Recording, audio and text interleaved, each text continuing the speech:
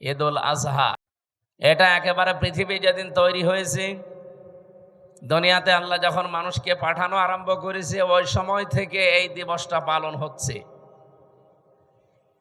মুসলমানদের দিবসই এই দুইটা, একটা ঈদুল আজহা আর একটা ঈদুল ফিতর। ঈদুল ফিতরটা হয়তো সেই দুনিয়া তৈরি হওয়ার পর থেকে ছিল না, কিন্তু ঈদুল আজহা এটা ছিল। কথা বুঝতেছেন? আল্লাহ রাব্বুল আলামিন বলেন, ওয়াতলু আলাইহিম নাবা বানাই আদামা বিল হক। হে নবী, আপনি আপনার উম্মতদের কাছে আদম নবীর সন্তানদের কাহিনীটা যথাযথভাবে তেলাওয়াত করে শোনান।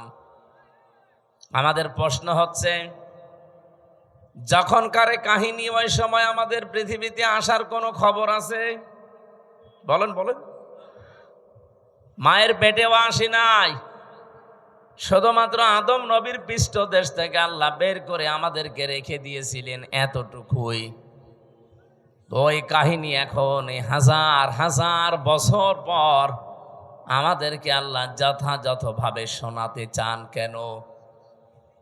কারণ কিয়ামত পর্যন্ত ওই সময়টা মানুষের ভেতরে অতিলকাল আইয়ামু নুদাউিলুহা বাইনান নাস। মানুষের ভেতরে এই সময়টা আবর্তিত হবে, ঘূর্ণময় থাকবে, ঘূর্ণমান থাকবে। একটা দিনের পরে আর একটা দিন যেমন আসে, আদম নবীর জামানায় যে ঘটনা ঘটেছিল তার সন্তানদের ভেতরে কিয়ামত পর্যন্ত এরকম ঘটনা ঘটতেই থাকবে। একটু খেয়াল করে শুনবেন, আমি গতানুগতিক কথা বলি না। কি হয়েছিল ওই সময়? আল্লাহ পাক বলেন, ইযে ক্বাররাবা কুরবানান ফাতুকবিলা মিন আহাদিহিমা ওয়া লাম ইউতাকাব্বাল মিনাল আখার। ওই জামানায় কোরবানির নিয়ম ছিল এরকম চাটিয়াল ময়দানে, এই খালি ময়দানে মাঠের ভেতরে পশু জবাই করে রেখে আসা লাগতো।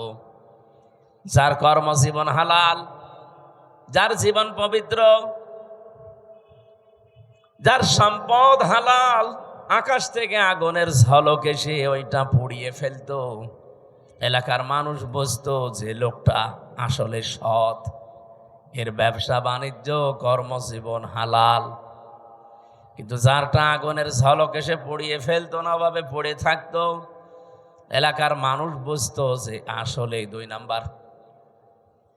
আমার মনে হয় ওই শরীয়ত যদি এখন থাকতো, বাংলাদেশে বহু হাজি ধরা খেত। ঠিক যারা বলছেন আমরাও খেতাম, কে কথা বলে না? বহু মানুষ আমরা ধরা খেয়ে বসে থাকতাম, যেন পড়ে থাকতো। আমার বউ জানতো যে কারে নিয়ে বসবাস করছি, এ তো 2 নাম্বার। এলাকায় যাদের সাথে আত্মীয়তা ছিল, আমার মনে হয় আত্মীয়তার সম্পর্ক ছিন্ন হয়ে যেত। আল্লাহ দয়া করে আমাদের বাঁচিয়েছে যে ওই শরীয়ত আমাদের দেয়নি। ওই জামানায় যারটা কবুল হয়ে গেছে আকাশ থেকে আগুনের ঝলক এসে, তার নাম হাবিল।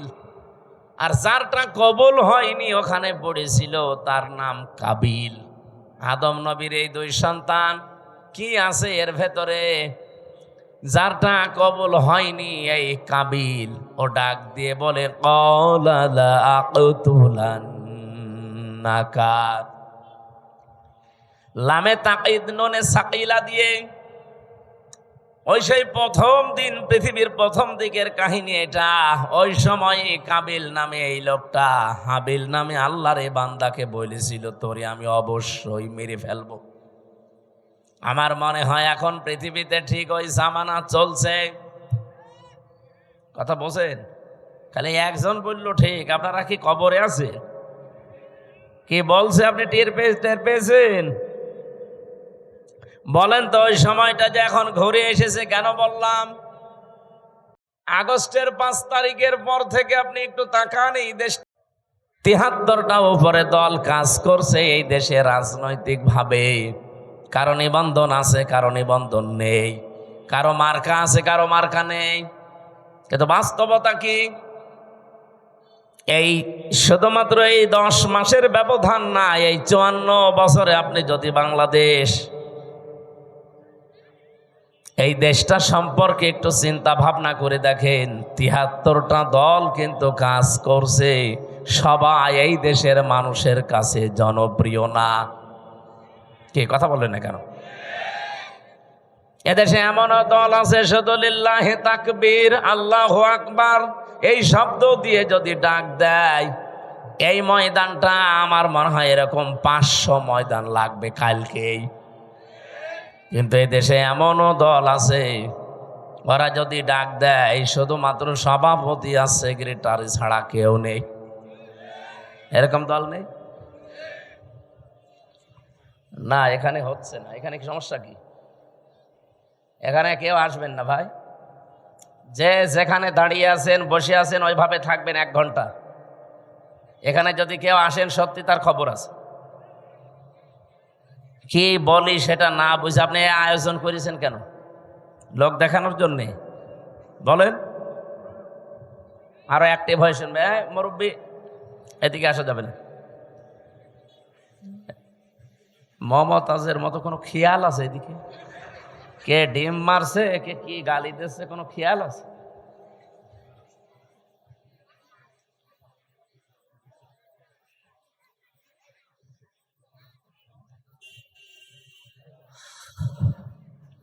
রাজশাহীবাসী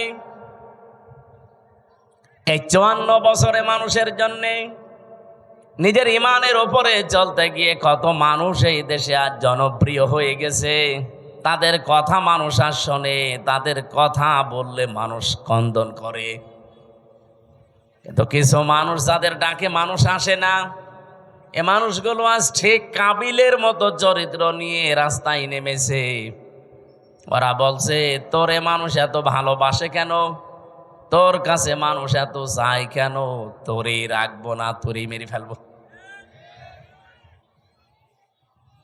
দৃশ্য দেখে যা মনে হচ্ছে সেই প্রথম জামানার সেই কাবিল আবার দুনিয়ায় ঘুরে এসেছে বিভিন্ন রূপ নিয়ে। কথা বললেন না?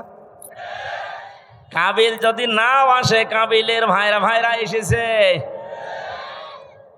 আপনি নিজের চরিত্র ভালো না, মানবতার জন্য কোনো কাজ করেন না, তে মানুষ আপনাকে ভালোবাসবে কি দিয়ে? আপনি যে পৃথিবীতে উত্তম, আপনি যে পৃথিবীতে ভালো, সর্বজা সবচাইতে উত্তম জাতি আপনি, কেন? কুনতুম খায়রা উম্মাতিন উখরিজাত লিন-নাস তা'মুরুনা বিল মা'রুফি ওয়া তানহাউনা আনিল মুনকার ওয়া তু'মিনুনা বিল্লাহ। সূরা আলে ইমরানে এসেছে, তোমরাই শ্রেষ্ঠ জাতি, তোমাদেরকে আমি মানুষের কল্যাণের জন্য বের করেছি। সুতরাং পৃথিবীতে যার জন্যে কল্যাণ সাধন হয়, যার দ্বারা মানুষের উপকার হয়, আল্লাহর কোরআনের এই ভাষা অনুযায়ী তারা পৃথিবীতে শ্রেষ্ঠ। এ ঘোষণা দিয়েছেন কে? বলেন বলেন। তাহলে আপনার শ্রেষ্ঠত্ব শুধু চেহারা ভালো, আপনি ধনী মানুষের সন্তান, আপনি বড় রাজনৈতিক দলের নেতা কর্মী, এই জন্যে না। আপনার সম্মান আমার আল্লাহর কাছে এই জন্যই যে আপনি মানবতার উপকার করেন কিনা। কি?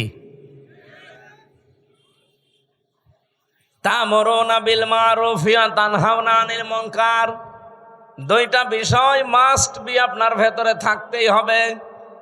আপনি ভালো কাজে আদেশ করবেন না অনুরোধ করবেন? বলেন বলেন। এই আয়াতটা নিয়ে সারা দেশে সমস্যা। সবাই আমরা বলি সৎ কাজে আদেশ করো, অসৎ কাজে নিষেধ করো, এটা বাংলা অর্থ হয় না। এই দেশে যারা আমরা এই আয়াতের বাংলা করেছি তারাই প্রথম অংশটা মানি না, দ্বিতীয় অংশটা হালকা মানি। আপনি বলেন তো, সৎ কাজে আদেশ করা আর অনুরোধ করা কি এক?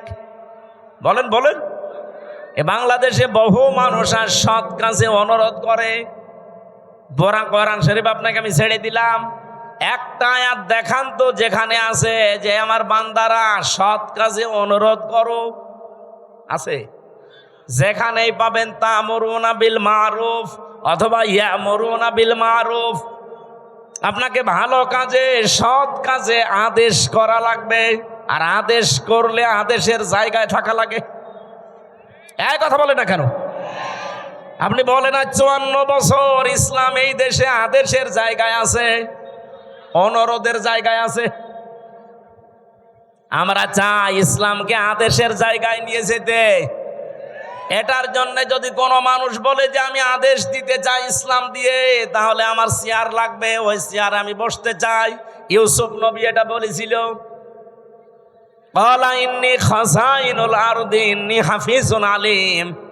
হে দেশের বাদশা, আপনি আমাকে খাদ্য মন্ত্রণালয়ের দায়িত্ব দেন, আমি এটা হেফাজত করে রক্ষণাবেক্ষণা করে এই মন্ত্রণালয় চালাতে পারবো।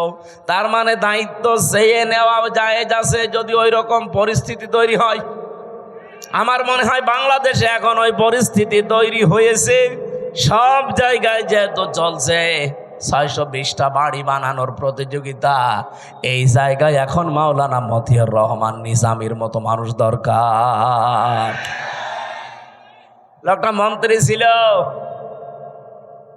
মন্ত্রণালয় চালানোর পরে 36 টাকা বেঁচেছিল, এটা আবার সরকারকে ফেরত দিয়েছে।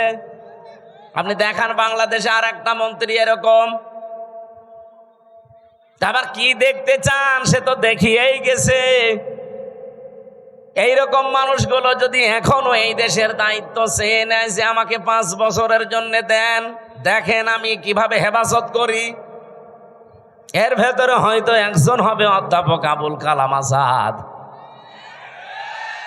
আপনি না চিনলে একটু বোঝেন। যদি ওনার আদর্শ থেকে বিস্মৃত হয়ে যায়, ওনারে ভোট দেওয়া দূরের কথা, ওনার দিকে তাকানো জায়েজ নেই। কিন্তু উনি সেই শপথ বাক্য পাঠ করেছিলেন, ক্বালা ইন্না সলাতি ওয়া নুসুকি ওয়া মাহইয়ায়া ওয়া মামাতি লিল্লাহি রাব্বিল আলামিন। এটা পড়েননি? পড়েছি। এটা যারা পড়েছে 4টা কথা আল্লাহকে বলা লাগে যে আল্লাহ আমার নামাজ, আমার কোরবানি, আমার জীবন, আমি যে বেঁচে আছি, আমি যে মরে যাব, আমার জন্য না, সব আমি তোমাকে দিয়ে দিয়েছি। তাহলে এইরকম যারা শপথ নিয়ে মাঠে আছে, এই মানুষগুলো যদি এখন সত্যি দায়িত্ব চেয়েও নেয়, আল্লাহর কসম আমি কোরআন মাথায় নিয়ে বলতে পারি, এই মানুষ জীবনেও তার নিজের জন্য না, কিছু করলে সে আল্লাহর জন্য, মানবতার জন্য করতে চায়। এটা সারা বাংলাদেশের মানুষ জানে। আপনি 73টা যে দল বললাম, একটা দল আপনি দেখবেন, শুধু ওই দল বাদ দিয়ে যত দল এই দেশে আছে, তারা দায়িত্ব নেওয়ার জন্য মারামারি করে, না দিলে আবার হত্যা পর্যন্ত করে ফেলে। কিন্তু একটা দল আমি পেয়েছি, দায়িত্ব নেওয়ার জন্য মারামারি না, এদের দিতে গেলে আরো কান্নাকাটি করে। আমি কি বেশি বললাম না বানিয়ে বললাম? এটা সারা দেশে বাংলাদেশের মানুষ জানে না। জেলা সভাপতি হওয়ার জন্য মানুষ মারামারি করে, এমনকি বিপক্ষে যারা আছে মেরে ফেলে। অথচ বাংলাদেশ জামাত ইসলামী, ইসলামী ছাত্র শিবির, ইসলামী ছাত্রী সংস্থা, আমি নিজে দেখেছি, জেলা সভাপতি, জেলা আমির হওয়ার জন্য দায়িত্ব দিতে চায়, নেওয়া তো দূরের কথা, আর কান্দে। অন্যান্য জেলা আমির, জেলা সভাপতি যারা হয়, তাদের তো উপায় আছে বিভিন্ন, আর এই দলটাই উপায় না, আরো নিজের যা আছে সব বিলিয়ে দেওয়া লাগে। এই জন্যই তো কান্দে যে আমি একই করছি, যা ছিল অন্তত এগুলোও থাকবে না, সব চলে যাবে। সব চলে যাওয়ার পরও এদের কোনো দুঃখ নেই, কারণ ওরা এই কথা বলে এ রাস্তায় এসেছে যে আমার নামাজ, আমার কোরবানি। এখানে নুসুক শব্দের অর্থ 3টা। নুসুক মানে কোরবানি করা, নুসুক মানে হজের কার্যকলাপ এখন যেটা চলছে, নুসুক মানে ইবাদত বন্দেগী। আমার যত কিছু সব তো আমি আল্লাহকে দিয়েছি, এখন আমার নিজের বলতে আর কিচ্ছু নেই। কথা বলেন ঠিক কিনা? এই জন্য এই মানুষগুলো কাঁদে। তাহলে ভালো কাজের আদেশ, এটা আদেশের জায়গায় না থাকলে জীবন অনুরোধ করে ভালো কাজ করা যায় না। আমাদের দেশে যেটা হচ্ছে এটা কি আদেশ হয় না অনুরোধ হয়? বলেন বলেন। আর ভালো কাজ কোনটা? এখানে যে আপনি তা'মুরুনা বা ইয়ামুরুনা বিল মারুফ বললেন, মারুফ মানে বলেন বলেন, কেউ যদি এখানে জেনে থাকেন বলেন যে মারুফ মানে কি? আমার মনে হয় আলেম পর্যন্ত বলবে এখানে অনেকেই যে মারুফ মানে ভালো কাজ। কে বলেছে আপনাকে? আপনি একটা অভিধান নিয়ে এসে দেখান তো যে মারুফ মানে ভালো কাজ লেখা আছে। এই শব্দটা এসেছে উরফুন থেকে, আরাফা ইয়ারিফু উরফুন। এর বাংলা অর্থ হচ্ছে পরিচিত হওয়া। আদম আর হাওয়া যেই ময়দানে 350 বছর কন্দন করার পরে এক জায়গায় পরিচিত হয়েছিলেন, ওই জায়গাটার নাম আরাফাতের ময়দান। বাংলা অর্থ কি? পরিচিত হওয়ার জায়গা। কি বুঝলেন এখান থেকে? আল্লাহ যে বারবার কোরআনে দিলেন যে ভালো কাজের আদেশ দাও, বাংলা অর্থ এটা না, পরিচিত কাজের আদেশ দাও। পরিচিত কাজ কি বলেন? খালি তাফসীর শুনতে আসা না, কিছু ভেতরে থাকা লাগবে। পরিচিত কাজ কি? আপনি কখন পরিচিত হয়েছেন ওই কাজের সাথে? কোন দিন আপনার ওই কাজের সাথে পরিচয় ঘটেছে আপনাকে এখন মেলানো লাগবে। এবারে দিকে তাকান, ক্লাস চলছে। এই যে তা'মুরুনা বিল মারুফ বা ইয়ামুরুনা বিল মারুফ, তোমরা নির্দেশ দাও, আদেশ করো পরিচিত কাজগুলো। পরিচিত কাজ কি? কখন পরিচয় হয়েছে আপনার সাথে? কিভাবে পরিচয় করেছেন বলেন? এখন যদি আমি প্রশ্ন করি, আলেমরা ছাড়া তো কেউ এখানে বলতে পারবে না যে পরিচিত কাজ কি, আর কখন আমি এ পরিচিত কাজের সাথে আসলে পরিচয় হলাম। পারবেন বলতে? না। ওরা কোরআন শরীফে এই শব্দটা কতবার আছে কোনদিন চিন্তা ভাবনা করে পড়েননি? শুধু পড়ে গিয়েছেন সওয়াবের নিয়তে। হ্যাঁ, নিয়তে সওয়াব আপনার হয়েছে, কিন্তু যে উদ্দেশ্যে আল্লাহ এটা নাজিল করেছিলেন তার পারপাস আদায় হয়নি। এই জন্যে তো দেশে এখন এই অবস্থা। আমরা এইটাই বোঝাতে চাই যে আমরা পরিচিত কাজের আদেশ করব, আর পরিচিত আমি হয়েছি ওই কাজের সাথে কবে? আমাদের যিনি আদি পিতা হযরতে আদমের কথা যেহেতু আরম্ভ করেছি, বলেন তো ওনাকে আল্লাহ তৈরি করার পরে সর্বপ্রথম কিছু জিনিসের নাম আল্লাহ তাকে শিখিয়েছিলেন। এটা শোনেননি? বলেন না কেন? আল্লাহ রাব্বুল আলামিন নিজে তখন শিক্ষক ছিলেন, আর ক্লাসরুম ছিল এই পবা, নাকি কোন জায়গা? ক্লাসরুম ছিল জান্নাত। এই পৃথিবীতে যে বিশ্ববিদ্যালয়গুলো মার্ক করা হয়, যে সিরিয়াল আকারে একটার সাথে আর একটা, একটার পরে আর একটা, এই যে র্যাঙ্কিং করা হয়, কেন? এই দুনিয়াতে এখন 257টা দেশে 1000 বিশ্ববিদ্যালয়ের যে তালিকা দেওয়া আছে তার ভেতরে বাংলাদেশের একটাও নেই, রাজশাহী ভার্সিটিও নেই। তাহলে কি এখানে লেখাপড়া এর চাইতে মানে এখানে হয় না? বা যে 1000-এর তালিকা ওখানে কি এমন হয়? কয়েকদিন আগে আমি মালয়েশিয়া ছিলাম, ওখানে যতগুলো বিশ্ববিদ্যালয় আছে মাত্র একটা ওই 1000-এর ভেতরে স্থান পেয়েছে। ওই দেশে আমাদের চাইতে প্রায় 5 ডবল বড় মালয়েশিয়া। কত বিশ্ববিদ্যালয় ওই দেশে আছে? আমাদের দেশে যদি মনে করেন 1000টা আছে, সারা দেশ মিলে সরকারি বেসরকারি মিলে, তো ওই দেশে তাহলে 5000 আছে, তার ভেতরে মাত্র একটা র্যাঙ্কিংয়ে স্থান পেয়েছে। আমি যেখানে পিএইচডি করার জন্য চিন্তায় আছি, মালয়েশিয়া ইন্টারন্যাশনাল ইসলামিক ইউনিভার্সিটি, এইটাও তালিকায় নেই। এটা ডক্টর মিজানুর রহমান আজহারি ওখান থেকে ডক্টরেট করে এসেছি, এই ভার্সিটি পর্যন্ত ওই তালিকায় স্থান পায়নি।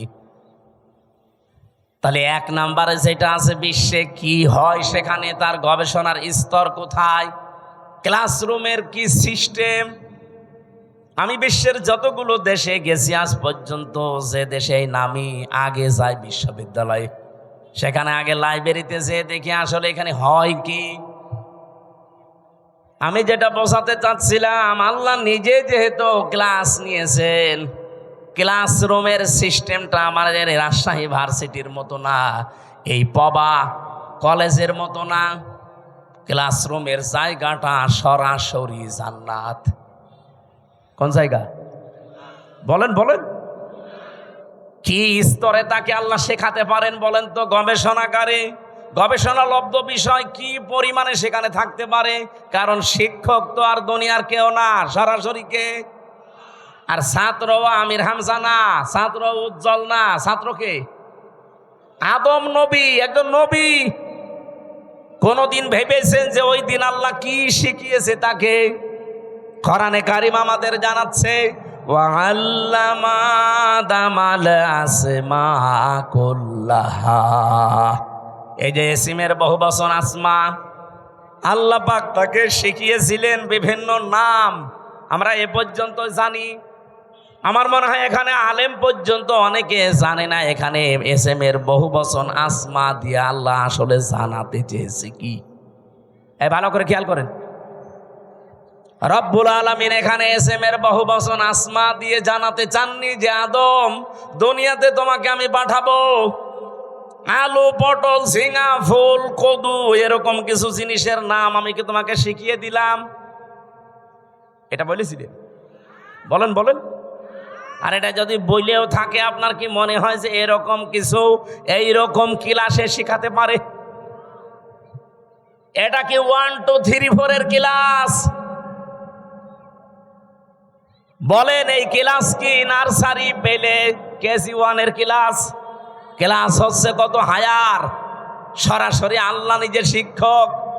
ছাত্র যেমন তেমন সলিমদ্দি কলিমদ্দি না, একজন নবী, আদম নবী। তাও আর ক্লাসরুম দুনিয়ার কোন কলেজ বিশ্ববিদ্যালয় না। ক্লাসরুম কোনটা? আরো জোরে বলেন। এই আয়াতটা কতবার পড়েছেন জীবনে? কোনদিন চিন্তা করেছেন যে আল্লাহ শিখিয়েছে আদমকে যত কিছুর নাম? এখানে নাম মানে এই আলু, পটল, কদু, বেগুন, ঝিঙা না। এই যে নাম মানে ওই মারুফ। পৃথিবীতে যত ভালো যত মন্দ সব কিছু আমার আল্লাহ ওই ক্লাসে তাকে একবারে শিখিয়ে দিয়েছিলেন।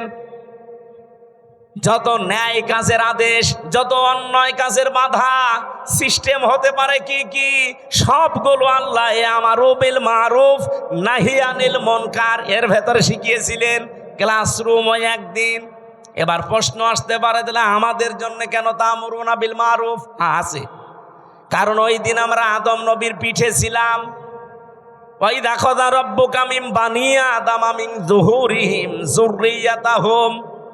আল্লাহ পাক বলেন আমি আদম নবীর পৃষ্ঠদেশ থেকে তার সন্তান ছেলে মেয়েদেরকে সব একবারে বের করে নিয়েছি। যেহেতু ক্লাসরুমের ভেতরে আমরা বাবার পিঠের ভেতরে ছিলাম, আল্লাহ পিঠ থেকে একবারে বের করে নিলেন। ওই ক্লাসরুমে আল্লাহ যা যা শিখিয়েছিলেন আমার বাবাকে, অটোমেটিক সন্তান হিসাবে আমরা একবারেই ওগুলো শিখে ফেলেছি। এই যে দুনিয়ায় আসার পরে কেউ যদি লেখাপড়া নাও করে, কোনো জ্ঞান অর্জন নাও করে, তাও সে নিজের থেকেই বুঝতে পারে যে এটা ভালো কাজ, এটা খারাপ কাজ। এক কথা বলছেন না? এবার আমি প্রশ্ন করছি, পৃথিবীতে সবচাইতে ভালো কাজ কয়টা থাকতে পারে? যেহেতু গুরুত্বপূর্ণ একটা বিষয় আল্লাহ নিজে শিক্ষক হয়ে শিখিয়েছেন, ওই দিন আদম নবীকে আমার আল্লাহ যে এসএমের বহুবচন আসমা সব কিছুর নাম শিখিয়েছিলেন। এই কুল্লাহা সব কিছুর নাম বলতে যত ভালো কাজ, ন্যায় কাজ, যত অন্যায় কাজ, মন্দ কাজ, এগুলোর থিওরি কি হতে পারে, এগুলো কি করে আদেশ দেওয়া লাগে, কি করে বাধা দেওয়া লাগে, সবগুলোর সিস্টেম আল্লাহ ওই একদিন এক ক্লাসে বাবাকে শিখিয়েছে। আর সন্তান হিসাবে আমরা অটোমেটিক ওগুলো পেয়ে গেছি। এইরকম ভালো কাজ অন্যায় কাজ আছে পড়া কোরআন শরীফে 500। কয়টা বলেন বলেন? এই 500টা ভালো কাজ, ন্যায় কাজ, 500টা অন্যায় কাজ এই বাংলাদেশে সবগুলো চলছে। বলেন না, ভালো কাজের একটা আপনি দেখান যে এটা ভালো কাজ চলছে। আমি যে 500টা ভালো কাজ পড়া কোরআন শরীফ থেকে বের করতে পেরেছি, একটাও এই দেশে চলে না। তা আপনি কি শিখে আসলেন ওই ক্লাসে?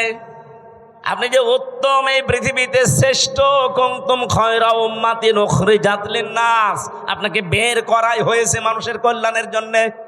কি কল্যাণ করবেন? ওই ভালো কাজগুলো, ন্যায় কাজগুলো যদি নাই জানেন, ওইটা জানার জন্যই তো কোরআনের কাছে আসতে হয়। আমি এবার একটা একটা করে যদি ভালো কাজের বর্ণনাও দিতে থাকি, ন্যায় কাজের, বলেন তো যে জেনা করা এটা ভালো কাজ না না অন্যায় কাজ? আরো জোরে বলেন। এই অন্যায় কাজে কি নিষেধ করবেন না অনুরোধ করবেন? হ্যাঁ, বাংলাদেশে নিষেধ পর্যন্ত করা যাচ্ছে না।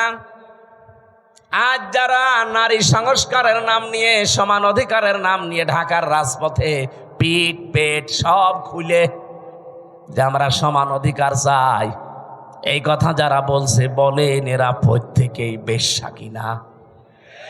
ওরা নিজেরা বলছে আমরা চেয়েছিলাম হিস্সা, হয়ে গেছি বেশ্যা। তা আপনি আসলেও বেশ্যা? আপনার চেহারার দিকে তাকিয়েই দেখেন। কি সমস্যা কি আপনার? পানি কেন? কি দেওয়া লাগবে না দেওয়া, আপনি নড়াচড়া করবেন? ক্লাসে এরকম করেন মনে হয়? আপনার মাথায় তো কিছু ঢুকবে না। এভাবে ক্লাস করা যায়? বলেন তো, যারা 1 থেকে মাস্টার্স পর্যন্ত ক্লাস করেন, এদিক ওদিকে তাকান।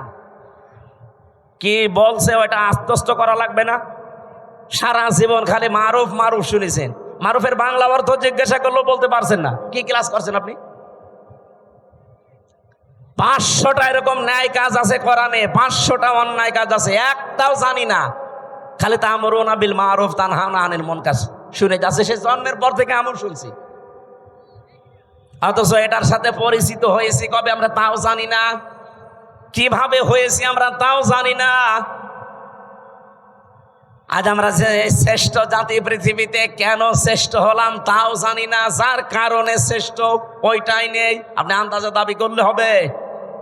এই জন্য ন্যায় কাজ অন্যায় কাজ এটা আপনাকে এই মুহূর্ত থেকে জানা লাগবে।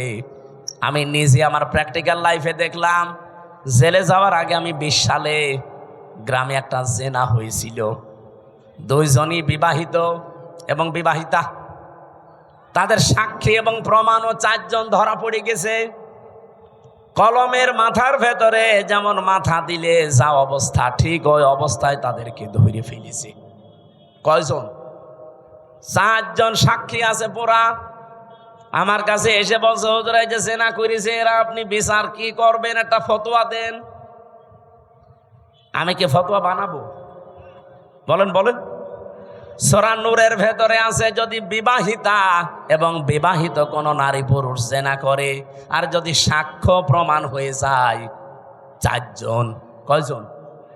তাহলে তার শাস্তি হচ্ছে এই মাটির ভেতরে বুক পর্যন্ত গেড়ে দিয়ে পাথর বা ইট দিয়ে মেরে ফেলতে হবে। এই বিচার, এই বিচার আমি বানিয়েছি। কার? আরো জোরে বলেন। এই বিচারের সাথে পরিচিত হয়েছি আমি কবে? ওই যে ক্লাসে। হয়তো ক্লাসের ওই কথাগুলো এরকম যারা আনমো না, এদিকে ওদিকে তাকাচ্ছেন, খালি পানির বোতল দিচ্ছেন, তারা তো 2 মিনিট পরে ভুলে যাবেন। তা আমি ভুলিনি, আমি যা পড়েছি ঠিক আমি ওইভাবেই মনে রেখেছি। আর এইগুলোর ক্লাসের জন্য 1 থেকে মাস্টার্স পর্যন্ত আমাদের যে ক্লাস, এই ক্লাসে আমি পাইনি। এগুলোর জন্য গবেষণা করা লাগে। এই যে 1000 বিশ্ববিদ্যালয়ের র্যাঙ্কিং এ বাংলাদেশের কোনো বিশ্ববিদ্যালয় নেই। কেন নেই? কারণ ওই সমস্ত জায়গায় 99% গবেষণা হয়, 1% শিক্ষা হয়। আর আমাদের দেশে 1% গবেষণা হয়, 99% শিক্ষা দেয়। এই জন্য আমরা পর্যন্ত যেতে পারি না। আদম নবীকে আল্লাহ কি গবেষণা দিয়েছেন দেখেন, যে তোমাকে শুধু না কিয়ামত পর্যন্ত তোমার সন্তান যারা তারা পিঠে ছিল, ওয়াইদ আখাযা রাব্বুকা মিন বানি আদামা মিন যুহুরিহিম যুররিয়াতাহুম, এটা সূরা আরাফের 172 নম্বর আয়াতের প্রথম অংশে আছে। আমি দলিলগুলো শুধু আয়াত বলছি, বাড়ি যে মিলাবেন আপনার আরো আনন্দ লাগবে। আজ যদি সত্যি আমরা ভালো কাজের আদেশের জায়গায় থাকতাম, আমি ওই দিন শুধু ফতোয়া পর্যন্ত দিয়েছিলাম, আদেশ দিতে পারিনি। যদি সত্যি আমি আদেশ দিতাম আর গ্রামবাসী মিলে যদি ওদেরকে 2 জন সঙ্গে সার করতো, আমি বেশি থাকতে পারতাম। কথা বলে না কেন?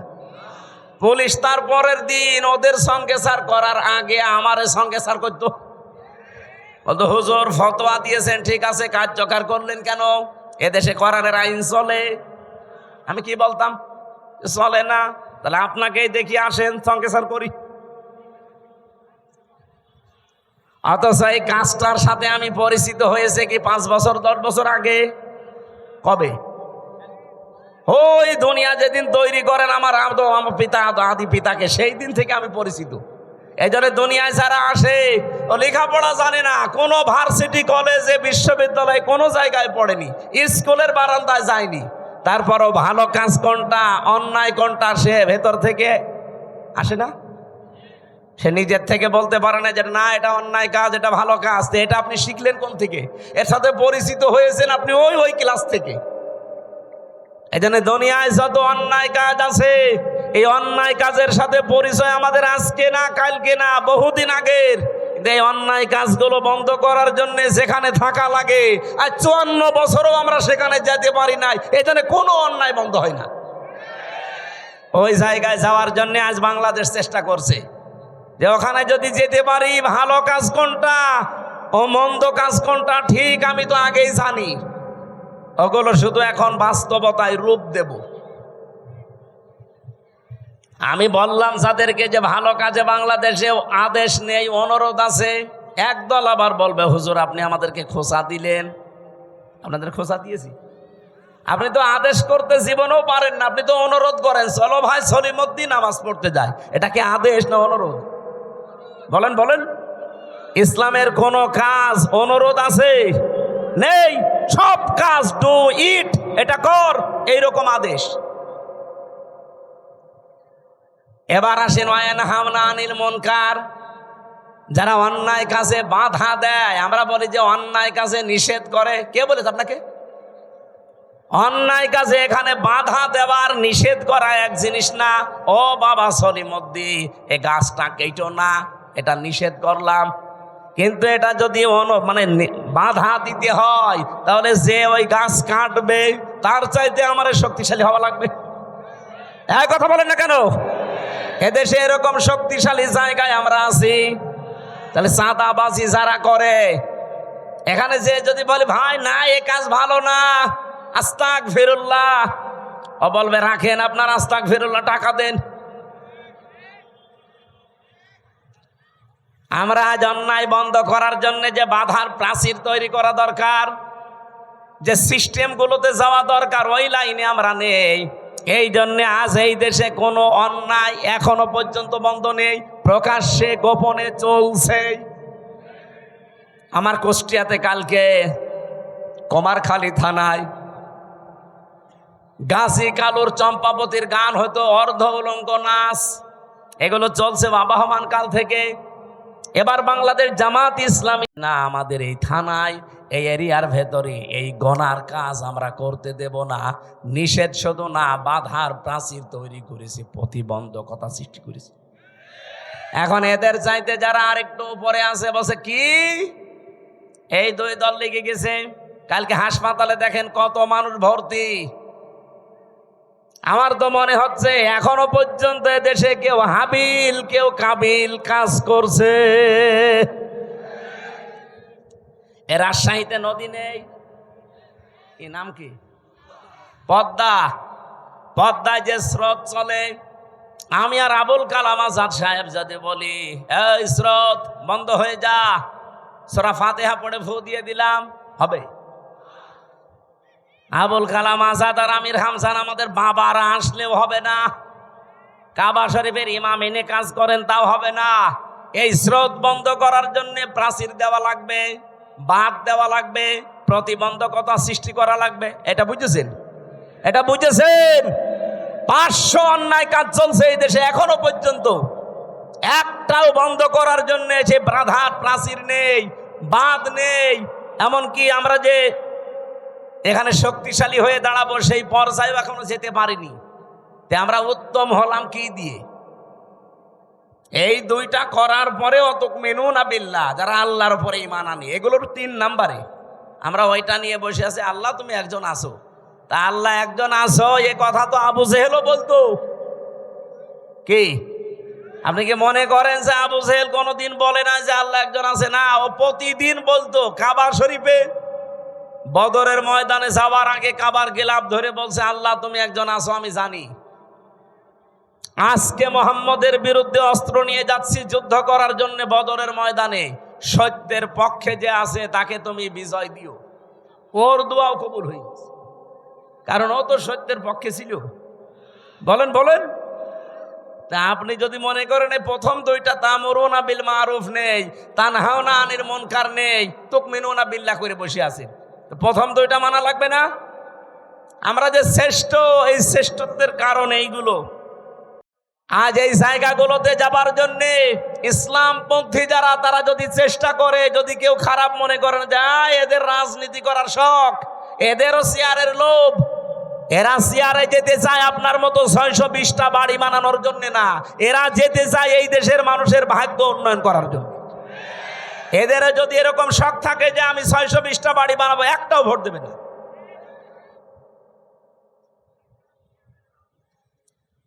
কোন কারণে আমার এই ঝামেলাপূর্ণ রাস্তায় আসার দরকার?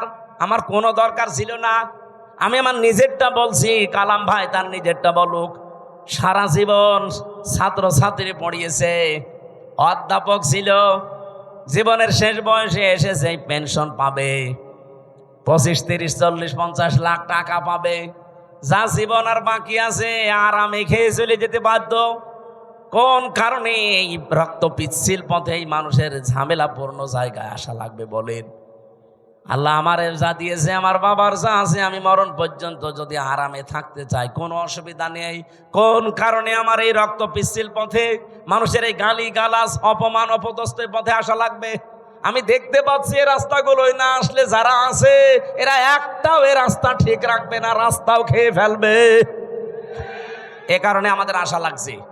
আর এইটাকে এখন কেউ বলছে যে না এরা রাজনীতি করছে, এটা ধর্ম ব্যবসা করছে। আমারটা যদি ধর্ম ব্যবসা হয়, আপনারটা কি বলেন? আমার এটা যদি ধর্ম ব্যবসা হয়, আপনারটা কি আপনি বলেন? আপনি তো 5 বছর পরে ঠিকই মমতাজের মতো হয়ে যাবেন, 5 বছর পরে ঠিকই আপনি সালমান এফ রহমানের মতো হয়ে যাবেন, কিন্তু 5 বছর পরে আমি সালমান এফ রহমান না, আমার মনে হয় যা আছে এর চাইতে আরো 3 ভাগের 2 ভাগ চলে যাবে। সত্য কথা এটাই, আপনার কাছে খারাপ লাগলেও বাস্তবতা এটাই, কারণ প্রমাণ হয়ে গেছে। মাওলানা মতিউর রহমান নিজামী আর আলে আহসান মুজাহিদ রহমতুল্লাহ আলাইহি জীবনে তারা প্রমাণ করে দেখিয়েছে যে ইসলামের ওপরে টিকে থাকলে অবস্থা এই হয়। তারা যদি লাইনে না এসে নিজেরা শুধু মসজিদের ইমামতি করে চলে যেত, জীবন কাটিয়ে চলে যেতে পারত। কি দেখিয়েছে আপনি দেখেছেন, তামাম দুনিয়া অবাক হয়ে আছে আজ পর্যন্ত। এই বাংলাদেশে দৃষ্টান্ত এই 54 বছরে কেউ দেখাতে পারে নাই যে মন্ত্রীর দায়িত্ব পালন করে আবার 36 টাকা ফেরত দেয়। আপনি বলেন তো কে আছে দেখান, আমি সেখানে যাব। আর আজ শাহীবাসী যেহেতু হযরত ইব্রাহিম আদম আলাইহিস সালাম তার সন্তানের কাহিনী আমাদেরকে আল্লাহ শোনাতে বলেছিলেন, আজ হাবিলের মতো কিছু মানুষ আমরা তৈরি হয়েছি। নিজেদের জীবনে পরিষ্কার পরিচ্ছন্ন করে, কর্মজীবন পরিষ্কার পরিচ্ছন্ন রেখে আজ আমরা মানুষের আস্থা ভাজন অলরেডি হয়ে গেছি। কিন্তু কাবিল যেটা, ও নিজেকে নিজে সংশোধন না করে, ওরটা কেন কবুল হয়নি ওগুলো আবিষ্কার না করে আমারটা হয়েছে, ও আমাকেই মেরে ফেলতে চায়। এরকম কাবিল দেশে নেই। এক কথা বলেন নেই? আমরা এখন হাবিলের ভূমিকায় থাকতে চাই। ওই দিন হাবিল বলেছিল, ক্বালা ইন্নামা ইয়াতাকাব্বালুল্লাহু মিনাল মুত্তাকিন। এখানে যারা আরবি গ্রামার বোঝে জিজ্ঞাসা করেন, ইন্নার পরে যদি মা আসে, বাংলা অর্থ দাঁড়ায় একমাত্র, কেবলমাত্র, শুধুমাত্র, হবেই হবে, এইটাই। এরকম 33টা অর্থ আছে। হাবিল ওই দিন জানাতে চেয়েছে, হে ভাই, আপনি আমার বয়সে বড়, আপনার শক্তিও শরীরে বেশি, দুনিয়ায় এসেছেন আপনি আগে, খেয়েছেনও বেশি, এখন আপনার সাথে তো আমি পারবো না, কিন্তু সাফ কথা শোনেন, আপনার কোরবানি কবুল হয়নি, আমারটা হয়েছে, আপনি এখন আমাকেই মেরে ফেলতে চান। আপনাকে জনগণ ভালোবাসে না চাঁদাবাজির কারণে, আপনার চরিত্রের কারণে, আর আমার জীবনে ওইসব নেই, এই জন্যে মানুষ আমাকে বিশ্বাস করে, আমার উপরে আস্থা রাখে, আর আপনি আমাকেই মেরে ফেলতে চান। সাফ কথা শুনে রাখেন, ক্বালা ইন্নামা ইয়াতাকাব্বালুল্লাহু মিনাল মুত্তাকিন। ইয়াতাকাব্বালু মোসারে বর্তমান, ভবিষ্যৎ, প্রেজেন্ট, ফিউচার, শুধু আজকের দিন না, কিয়ামত পর্যন্ত শুধুমাত্র আল্লাহ গ্রহণ করে, কবুল করে মুত্তাকিদের জিনিসপত্র। এই জন্য আমরা এখন থেকে মুত্তাকি হওয়ার চেষ্টা করি। মুত্তাকি কি? মুত্তাকি শব্দের বাংলা অর্থ হচ্ছে ভদ্রলোক। মুত্তাকি শব্দের বাংলা অর্থ হচ্ছে বেঁচে থাকা। মুত্তাকি শব্দের শাব্দিক অর্থ হচ্ছে আল্লাহর নিষিদ্ধ কাজগুলো ঘৃণা ভরে ছেড়ে দেওয়া। মুত্তাকি শব্দের বাংলা অর্থ হচ্ছে যোগ্য হওয়া, নিজেকে যোগ্যতাপূর্ণ তৈরি করা। আপনি মুত্তাকির যতগুলো অর্থ বললাম, কোন অর্থে আপনি নিজে আছেন বলেন? আল্লাহর নিষিদ্ধ কাজ ঘৃণা করে ছেড়ে দিতে পারেন? পারেন? পারেন না। যেগুলো আপনি মোবাইলে দেখেন ওইটা বাইরে দেখা জায়েজ আছে, যেটা মোবাইলে দেখেন ওইটা জায়েজ আছে। বাইরে যেই দৃশ্য দেখা জায়েজ, ওই দৃশ্য মোবাইলে দেখা জায়েজ। বাইরে যেই দৃশ্য দেখা জায়েজ নেই, ওইটা মোবাইলে দেখা জায়েজ নেই। এখানে আমার মনে হয় এমন অনেক মানুষ এমন আছে, এমন এমন দৃশ্য মোবাইলে রেখে দিয়েছে, এমন এমন ভিডিও আছে, নিজে দেখলে আনন্দ লাগে, ভালো লাগে, সুখ পায়, শান্তি পায়, কিন্তু অন্য কেউ দেখলেই লজ্জা পায়। এরকম ভিডিও আছে কার কার? হাত তোলেন তো। আলহামদুলিল্লাহ। না, ভালো, আলহামদুলিল্লাহ। এলাকায় মুত্তাকি তাহলে অনেক আছে, বোঝা যাচ্ছে। এক্ষুনি আমি চেক করবো জিহাদরে দিয়ে। যাও তো, একটা একটা করে মোবাইল চেক করে দেখো, এমন এমন ভিডিও যদি থাকে যেটা নিজে দেখলে আনন্দ পায়, অন্য দেখলেই লজ্জা পায়। যারা ঠিক বললো যে একটা একটু ওঠেন তো দেখি আল্লাহর ওলি, যাওয়ার আগে ডিলিট করে দেবেন। মুত্তাকি হওয়া ছাড়া কিছুই কবুল হবে না জীবনে। আদম নবীর সন্তান হাবিল এইটা জানিয়েছিল তার ভাইকে। এই জন্য আজ যারা কাবিলের ভূমিকায় আছেন, জোর করে, জবরদস্তি করে, উল্টা পাল্টা করে, শক্তি দেখিয়ে, সন্ত্রাসী কায়দায়, আবার অনেকে চেষ্টা চালাচ্ছে যে যাব। কোথায় যাবেন? যাবেন কি করে? আপনি মুত্তাকি হন নাই তো আপনাকে জনগণ গ্রহণ করবে না, আল্লাহ তো গ্রহণ করবেই না। এই জন্য জাল মাল দিয়ে চেষ্টা করে যাচ্ছি যে আমরা মুত্তাকি হব। আমাদের পূর্বপুরুষরাও মুত্তাকি ছিল। এই কথা বলেন না কেন? তারা অন্যায় অবৈধ কাজ যেমন ঘৃণা ভরে ছেড়ে দিয়েছে, তারা নিজেকে যোগ্যতা সম্পন্ন তৈরি করেছে। অনেকে বলে হুজুররা কিছু চালাতে পারবে না। চালাতে পারে নাই। কৃষি মন্ত্রণালয়, শিল্প মন্ত্রণালয় নিখুঁত ভাবে চালিয়েছে, আর এমন নিখুঁত ভাবে চালিয়ে দেখিয়েছে, বাংলাদেশে ইতিহাস হয়ে আছে শিল্প মন্ত্রণালয়টা। আজ পর্যন্ত কেউ রেকর্ড ভাঙতে পারে নাই। মাওলানা মতিয়ার রহমান নিজামী রহমতুল্লাহ আলাইহি যখন শিল্পমন্ত্রী ছিলেন, আমি নিজে ওই সময় দর্শনা মাদ্রাসায় পড়ি চুয়াডাঙ্গায়। ওই যে কেরুস মিল নাম শোনেননি? চিনির মিল, কেরুর মদ, ওই জায়গায় উনি গিয়েছিলেন। ওই সময় একজনকে পাঠিয়েছিলেন এমডি করে। এই যে সৎ মানুষ চেয়ারে থাকলে যে কি হয়, আর 54 বছরের সেখানে 1 টাকা লাভ হয়নি, অথচ ওই 5 বছরে 5 বার প্রত্যেকবার লাভ হয়েছে। সুবহানাল্লাহ বলতে পারেন নাই? এরকম মানুষগুলো শুধু শিল্প মন্ত্রণালয় না, যত মন্ত্রী আছে সব যদি এইরকম মানুষ হতো না, এ দেশটা ওই মালয়েশিয়ার মতো 2004 সাল থেকে দাঁড়িয়ে যেত। তো দাঁড়াবে কি করে? দাঁড়াবে কি করে যাদেরকে দায়িত্ব দেওয়া হয়? এত বড় চোর পৃথিবীতে নেই। 36,000 কোটি টাকা একটা দরবেশ চুরি করেছে। ওর দিকে তাকালে আমার কোটে আমার সাথে দেখা হয়তো মাঝে মাঝে। এই 3 বছরই ওর সাথে বহুবার দেখা হয়েছে। মাঝে মাঝে দেখতাম ওর মাথার চুল থেকে পায়ের তালু পর্যন্ত, মানে পায়ের তালুর নিচে যেটা থাকে ওই যে স্যান্ডেল, ওইটা পর্যন্ত সাদা। আমার মনে হয় ভেতরেও সাদা, ভেতরেটা তোর বলা যাচ্ছে না, ভেতরেও সাদা, চুল সাদা, ওর দাড়ি সাদা, জামা সাদা, পায়জামা সাদা, কোটি সাদা, এমনকি স্যান্ডেলও সাদা। আর ভেতরেটা সাদা নাতে কালো, ওটাও সাদা।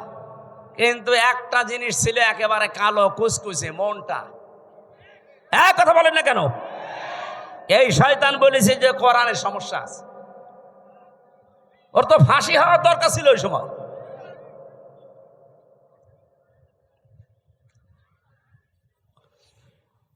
আমি তো বাস্তব কথা শোনাতে চাচ্ছি। এই এমডি কে উনি পাঠিয়েছিলেন রাত 3:30টার সময়, যে উনি জয়েন্ট করেছে। চিন্তা করছে আজকে আমি একটা চমক দেখাবো। একেবারে মেন গেটে যে দারোয়ান আছে তারে বলছে আপনি এখান থেকে একটু নিরাপদ দূরত্বে থাকেন, আপনার পোশাকটা আমারে দেন। ওই যে হাটে একটা লাঠি নিয়ে বসে থাকে, লাঠি নিয়ে দারোয়ানের মতো বসে আছে। ফজরের নামাজ শেষ করে সকাল 7টা থেকে আরম্ভ হয়েছে, মানুষ যাচ্ছে 10টা পর্যন্ত। এরপরে ডিউটি আর এক দলের আসবে। তখন বাজে 11:45। একজন একেবারে সেরকম বড় দাড়ি, জব্বা জামা গায়ে, পাগড়ি মাথায়, এত বড় বড় দাড়ি নিয়ে প্রাইভেট নিয়ে ঢুকতেছে। তো দারোয়ান মনে করছে যে নতুন দারোয়ান হবে হয়তো। আজকে আর অন্য দিনের মতো গেট খোলে নাই, গেট বন্ধ করে দাঁড়িয়ে আছে। বলছে না, আমি আপনাকে ঢুকতে দেব না। এই দারোয়ানের বাচ্চা, আপনি যাই বলেন না কেন, এখন বাজে কত? আপনার তো এখানে আসার কথা 10টায়, এখন বাজে 11:45, 1 ঘন্টা 45 মিনিট লেট আপনার। আপনি যদি আমার চাকরি খেয়েও ফেলেন, আমি আপনাকে আজ ঢুকতে দেব না। এখন দারোয়ানের সাথে মারামারি করবে? শেষ পর্যন্ত বলেছে ঠিক আছে, তোর চাকরি কে রাখে আমি দেখবো। এই ধস্তাধস্তিতে শেষ হয়ে যাওয়ার পরে দারোয়ানকে এবার ভেতরে যে বলছে আপনার দায়িত্ব আপনি পালন করেন, যান। আমি চলে গেলাম। যে এমডির অফিসে বসেছে ওই লোকটার খবর নিয়ে ডাক দিয়েছে যে ওকে ডাক দেন আমার অফিসে। অফিসে ঢোকার পরে যখন সালাম দিয়েছে, জবাব দিয়ে বলছে দাঁড়ান, চেয়ারে বসার দরকার নেই, আপনি দাঁড়ান, আপনাকে আমি কয়েকটা কথা জিজ্ঞাসা করব। এখন বাজে হচ্ছে 11:45, আপনার 10টায় অফিসে আসার কথা। আপনি যে মুখে দাঁড়িয়ে রেখেছেন, এই দাঁড়িয়ে আপনার জন্য না, কারণ এই দাড়ি যিনি রাখতেন তিনি কাজে এভাবে ফাঁকি দিতেন না। আপনি বিশাল জব্বা গায়ে দিয়ে এসেছেন, পাগড়ি মাথায় দিয়ে, এই পাগড়ি জব্বা আপনার জন্য না, কারণ এগুলো যিনি পরতেন তিনি জীবনে কোনোদিন কাজে ফাঁকি দেননি। আপনি কার আদর্শগুলো শরীরের ভেতরে ধারণ করে ফাঁকি দিচ্ছেন?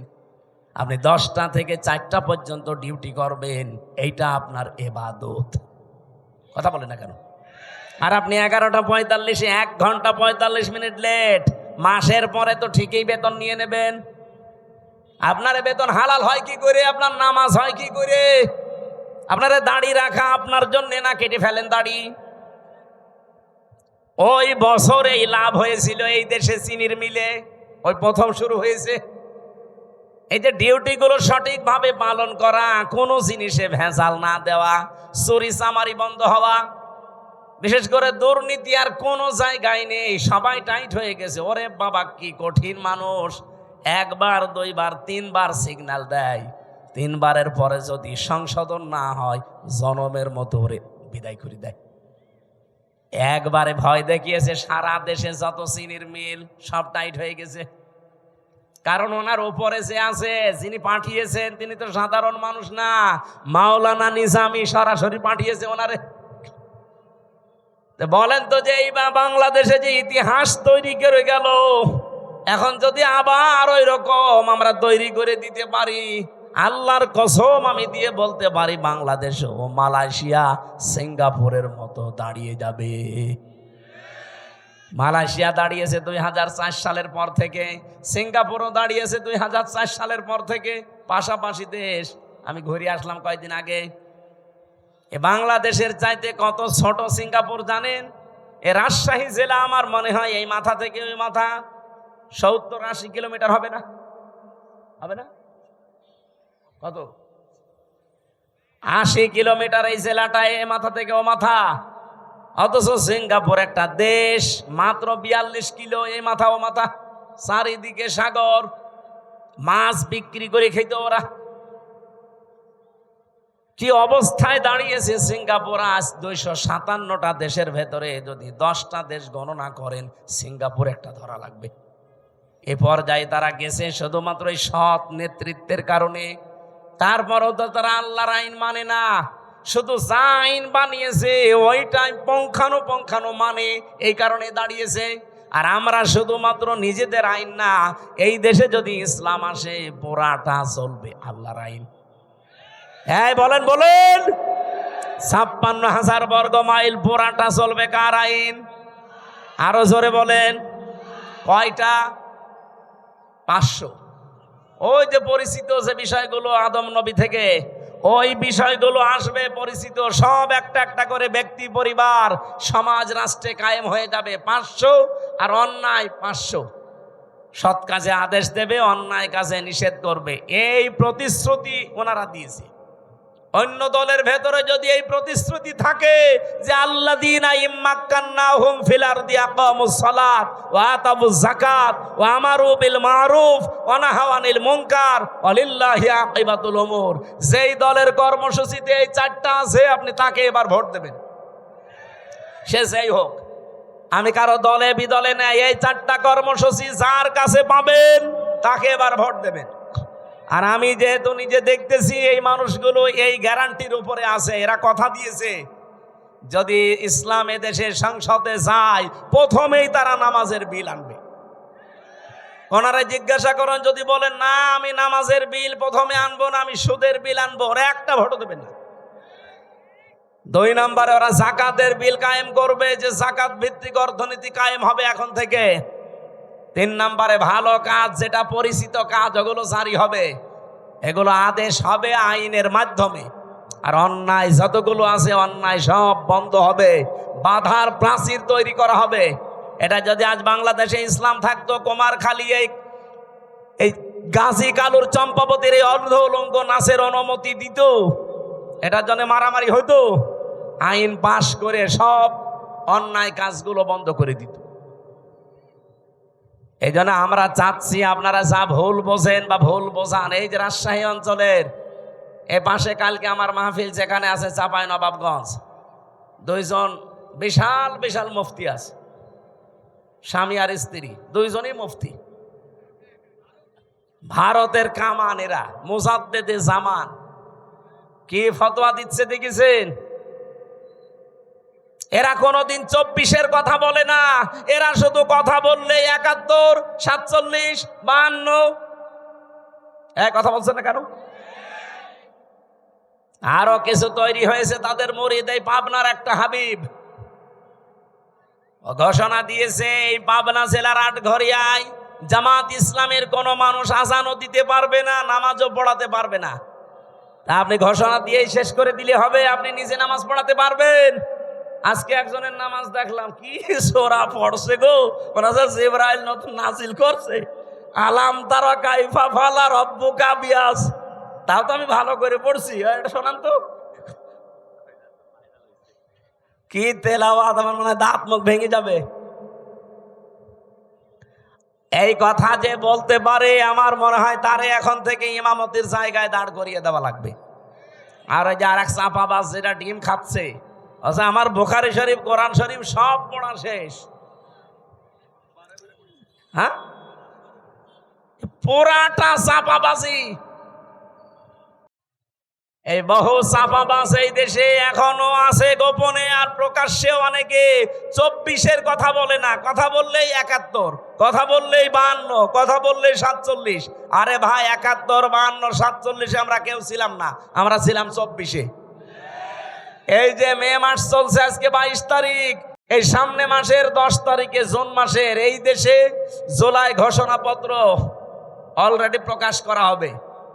যখন এই ঘোষণাপত্র আসবে তখন অটোমেটিক ভাবে বাংলাদেশের সংবিধান বাতিল হয়ে যাবে। আর এই সংবিধান অনুযায়ী এখন যে চুপ্পু মিয়া আছে রাষ্ট্রপতিও অটোমেটিক বাতিল হয়ে যাবে। এক কথা বলেন না কেন? কারণ এই দেশ চলবে এখন 24-এর চেতনায়। কথা বলেন ঠিক কিনা? কোনো বৈষম্য থাকবে না দেশে। আর বৈষম্য যতদিন আছে ততদিন নির্বাচনও হবে না। তাহলে নির্বাচন দিলে 2732 জন মানুষ মরে গেল, ওদের কি জীবনের দাম নেই? তো ওদের জীবনের দাম দেন, তারপরে আপনি 72, 71, 73-এর কথা নিয়ে আসেন।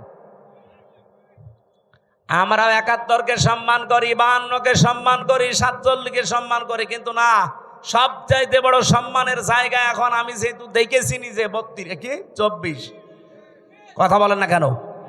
এই দেশ চলবে এখন 24-এর চেতনায়। কোন চাপাবাজের চাপাবাজি এ দেশে আর চলবে? যদি এরকম চাপাবাজি করে মমতাজের মতো সেও ডিম খাবে। তাও কি ভালো ডিম? পচা ডিম। যে ডিম খেয়েছে মহিলা আজকে মানিকগঞ্জে, ও জীবনে মনে হয় আর কোর্টে হাজিরা দিতে আসবে না।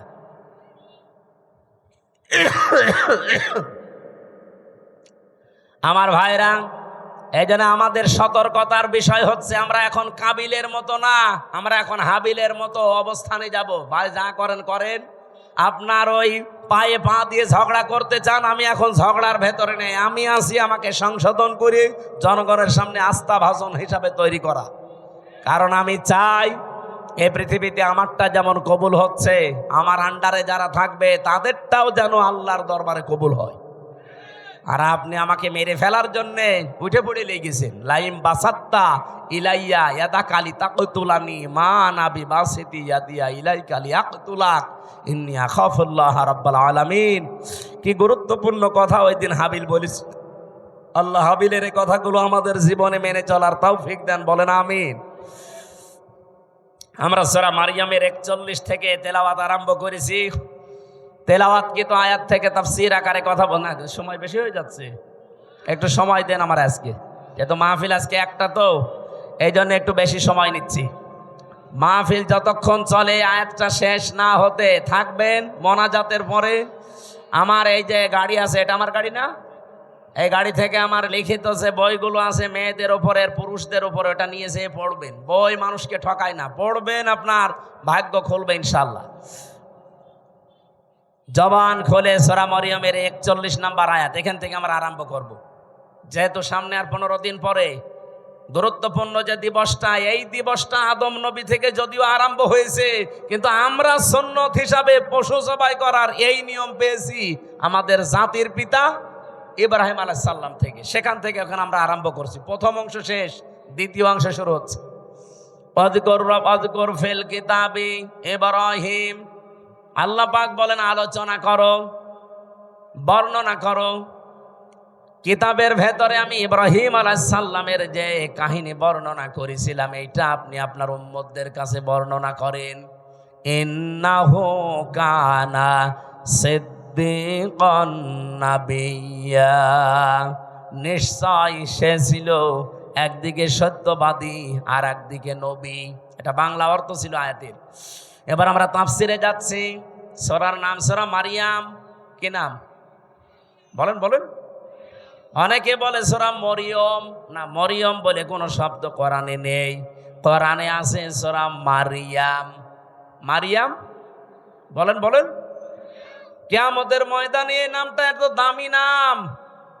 আল্লাহ রাব্বুল আলামিন এটাকে ইজতিবা জানিয়েছেন, যেটা আমি মনোনীত করেছি, নির্বাচিত করেছি, পছন্দ করেছি। নামটা হযরতে মরিয়মের নাম দুনিয়াতে যারা রাখে মারিয়াম, কিয়ামতের ময়দানে আল্লাহ যখন মানুষকে মাফ করতে আর কিচ্ছু পাবে না, যার নামের সাথে মারিয়াম, ফাতিমা এরকম নাম যাদের মিল আছে, কিয়ামতের দিন আল্লাহ নামের ওসিলায় তাদের শেষ পর্যায়ে মাফ করে দেবেন। এই জন্য আশা করছি আমাদের সন্তানাদি যারা এখন আসতেছে, আসবে, নামটা আপনি অর্থবোধক এবং সিস্টেমে রাখবেন। কিয়ামতের দিন যেন আল্লাহ অন্তত নামের ওসিলায় হলেও তাকে মাফ করে দেয়। অনেকগুলো আয়াত আমার আল্লাহ সূরা মারইয়ামের ভেতরে দিয়েছেন। 98টা আয়াত আমরা কোরআনে কারিমে পেয়েছি। এই সূরার ভেতরে মাত্র একটা আয়াত পড়েছি, আয়াতের নাম্বার 41। আল্লাহ নিজে যখন আমার শব্দ দিয়ে আরম্ভ করলেন অস্কর, শব্দটা ছিল ওয়া উজকুর, আসল শব্দ হচ্ছে যাকার। যেটাকে আমরা বাংলায় এই দেশের মানুষ জিকির বলে জানি। জিকির মানে স্মরণ করা। জিকির মানে কি? আমি এই রাজশাহীতে এর আগে আমি জিকির শব্দের উপরে আলোচনা করেছিলাম। জিকিরের 19টা অর্থ আছে পুরা কোরআনে। সামারাইজ করে আমি 5টা পর্যন্ত বলেছিলাম রাজশাহী স্টেশনের পাশে। জিকির মানে স্মরণ করা, জিকির মানে কোরআন, জিকির মানে উপদেশ, জিকির মানে আল্লাহর আইন, জিকির মানে নামাজ বা সালাত। এই 5টা অর্থেরই আবার ব্যাখ্যা আছে। যেহেতু আজকে আমার জিকির নিয়ে আলোচনা না, শব্দটা এসেছে আয়াতের প্রথমে, এই জন্য জিকির বলতে আমি যেটা আছে কোরআনে ওটা টাচ দিলাম। আর জিকিরকে কোনো মানুষ যখন ইবাদত হিসাবে নিতে চায়, মাস্ট বি তাকে 4টা শব্দকে বেছে নেওয়া লাগবে জিকির হিসাবে। সুবহানাল্লাহ, আলহামদুলিল্লাহ, লা ইলাহা ইল্লাল্লাহ, আল্লাহু আকবার। রাজশাহী ভাষী এটা রেকর্ড হচ্ছে, তো এই জন্য বললাম। আজ বাংলাদেশে যে ভেজাল চলছে জিকিরের নামে, বহু জায়গায় 4টা শব্দের বাইরে জিকির নেই। বলেন বলেন। এই যে তাহিরি সাহেব যে জিকির গুলো আরম্ভ করেছে, এগুলো এই 4টা শব্দের ভেতরে পাবেন। ও জিকির করে ইয়ালি বাবা, শালি বাবা, কেল্লা বাবা, ফতে বাবা, ন্যাংটা বাবা। বলেন এই 4টা শব্দের ভেতরে ফতে বাবা আছে, কেল্লা বাবা আছে। হ্যাঁ, কথা বলেন না কেন? সুতরাং এগুলো জিকির না, এগুলো ওদের ফিকির। এ বাংলার মানুষেরা সতর্ক হন, জিকির করবেন 4টা শব্দ দিয়ে, কারণ এটা ইবাদত। কোন মানুষ আল্লাহর জিকিরকে খণ্ডন করতে পারবে না। যারা আজকে আল্লাহর 4টা শব্দকে আলাদা আলাদা করে ডাকে, তাদের জিকির হয় না। কেউ যদি বলেন আল্লাহু আকবার, আকবার আকবার হবে না। কি বলা লাগবে? আল্লাহু আকবার বলা লাগবে। তাহলে এটা জিকির হবে, প্রতিটি অক্ষরে 10টা করে নেকি হবে। কারণ আল্লাহর কালেমা খণ্ডন করা জায়েজ নেই। অতাম্মাত কালিমাতু রাব্বিকা সিদকাও ওয়া আদলা লা মুবাদদিলা লিকালিমাতিহি ওয়া হুয়াস সামিউল আলিম। বলেন আল্লাহু আকবার। এখানে 3টা বিষয় লেখা আছে আয়াতের ভেতরে। আল্লাহ বলেন আমার কোরআন পরিপূর্ণ সত্য কথা দিয়ে। 2 নম্বরে আমার কোরআন ইনসাফ দিয়ে পরিপূর্ণ। 3 নম্বরে আমার কোরআন নেই পরিবর্তন নেই। আযারুল্লাযীনা ইউলহিদুনা ফি আসমাই, এটা পাবেন সূরা আরাফ 9 নম্বর পারা 13 নম্বর পৃষ্ঠার 5 নম্বর লাইনের 180 নম্বর আয়াতের মাঝের অংশে আছে। যত তাফসিরে দেখবেন এইটাই লেখা পাবেন। আল্লাহ বলেন আমার নামকে তোমরা এলহাদ করবা না। এলহাদ মানে বলেন বলেন। এলহাদ মানে পাল্টিয়ে ফেলা, এলহাদ মানে পরিবর্তন করা, উলট পালট করে ডাকা। বাংলার মানুষেরা আল্লাহ যেহেতু এলহাদ করলে নিষেধ করেছেন, সুতরাং আজকে থেকে আমরা আর শুধু আকবার আকবার না, আল্লাহু আকবার জিকির করব। শুধু সুবহান সুবহান না, সুবহান আল্লাহ জিকির করব। শুধু আলহামদ আলহামদ না, আলহামদুলিল্লাহ বলবো। শুধু লাইলা লাইলা না, লা ইলাহা ইল্লাল্লাহ বলবো। এর বাইরে যদি কেউ জিকিরের কোনো শব্দ আবিষ্কার করেন, দলিল দেওয়া লাগবে। এই কথা বলছেন না কেন? বলেন বলেন। হ্যাঁ, আপনি সব সময় মুখে জারি রাখতে পারেন একটা শব্দ, সেটা হচ্ছে আস্তাগফিরুল্লাহ। আস্তাগফিরুল্লাহ সব সময় মুখে জারি রাখবেন। শুধু টয়লেটে আর স্বামী স্ত্রীর ব্যবহারের সময়, এই 2টা সময় বাদ দিয়ে সব সময় মুখে জারি রাখতে পারেন কি? আস্তাগফিরুল্লাহ। বলেন আস্তাগফিরুল্লাহ, আস্তাগফিরুল্লাহ। মনে যখনই আপনার আনমনা হয়ে যাবে, এই শব্দটা মুখে জারি রেখে দেবেন। বিশ্বনবী বলেন এটা যার জীবনে যত বেশি থাকবে, আমার আল্লাহ জান্নাতে তার নিয়ামত তত বেশি বৃদ্ধি করে দেবে। জান্নাতের খাজানা বলা হয় একটা শব্দকে, নাম হচ্ছে লা হাওলা ওয়ালা কুওয়াতা ইল্লা বিল্লাহ। এটাও পড়বেন, লা হাওলা ওয়ালা কুওয়াতা ইল্লা বিল্লাহ। যেটা আজকে আমার জিকিরের আলোচনা না, আমি টাচ দিলাম শুধু প্রথম শব্দের। অযকুর ফিল কিতাবি আল্লাহ পাক বলেন আলোচনা করো, বর্ণনা করো হে নবী কিতাবের মধ্যে। কিসের মধ্যে? কিতাব কাকে বলা হয়? এই পৃথিবীতে যত কিছু আপনি দেখতে পান, লাইব্রেরিতে যান, প্রত্যেকটা হচ্ছে কিতাবের ব্যাখ্যা। আল্লাহর ভাষায় এই দুনিয়াতে এখন একটাই কিতাব আছে, অথেন্টিক কিতাব, তার নাম কোরআন। তার নাম কি? এই জন্য আপনি এখানে দেখেন কিতাবের আগে আলিফ লাম দেওয়া আছে, অযকুর ফিল কিতাবি, নির্দিষ্ট করে আল্লাহ জানিয়েছেন কিতাব একটাই। তাছাড়া দুনিয়াতে যত কিছু আছে ওগুলো কিতাবের ব্যাখ্যা। এই জন্য আপনাকে কেউ যদি বলে আমি ইসলাম জানতে চাই, কোন কিতাব পড়লে আমি ইসলাম জানতে পারবো, আপনাকে কোরআন দেওয়া লাগবে। আপনি যদি বলেন না এই যে রবীন্দ্রনাথ ঠাকুরের কবিতা দিলাম, পাবে ইসলাম? পৃথিবীতে যত তাফসীর লেখা আছে, যত হাদিসের গ্রন্থ লেখা আছে, যত কিছু আছে সব হচ্ছে আল্লাহর এই কিতাবের ব্যাখ্যা। আপনি সূরা তাফসীরে ইতকানের ভেতরে দেখবেন এই কিতাবের নাম আমার আল্লাহ নিজে নামকরণ করেছেন 55টা। কোরআনের নাম কয়টা? বলেন বলেন।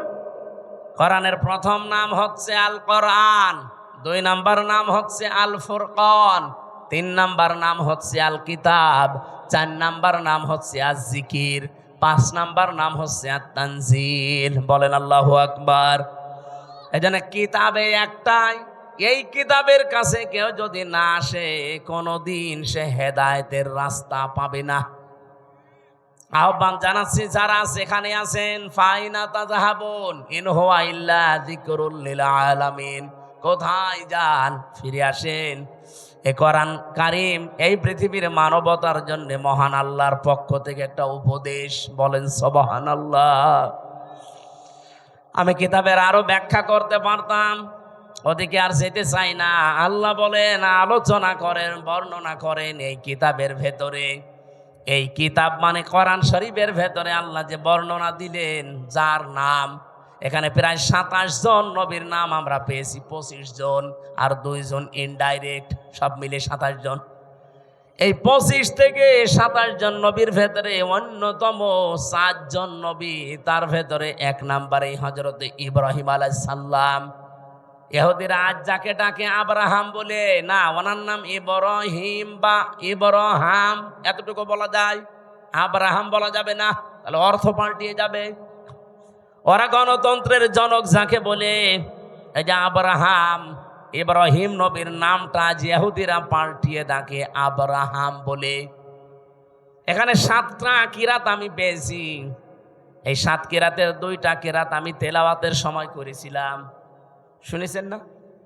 আযকুর ফিল কিতাবি ইব্রাহিম, আযকুর ফিল কিতাবি ইব্রাহিম।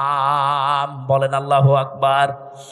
এটা তো আর ওইরকম মক্তবের ক্লাস চলছে না যে আপনাকে আমি কিরাতের উপরে ট্রেনিং দেব।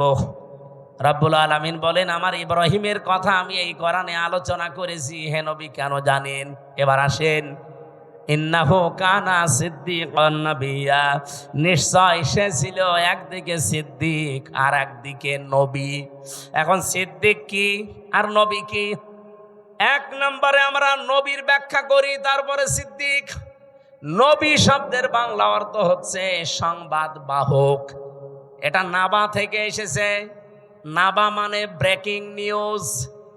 এই যে টিভির নিউজ দিয়ে আজকে ব্রেকিং নিউজ যাচ্ছে, আপনি এখন যে দেখেন রাত 10টা 1 মিনিটে ওসি প্রদীপ আর এসআই লিয়াকতের ফাঁসি হবে, এটা ব্রেকিং নিউজ যাচ্ছে। স্বৈরাচারের দোসর যারা ছিল 1628 জন, তার ভেতরে এই 2 জন, 2 জন না হলেও 1 জন তো মাস্ট বি ওসি প্রদীপ। আজকে আমার সাথে 3টা বছর জেলে ছিল।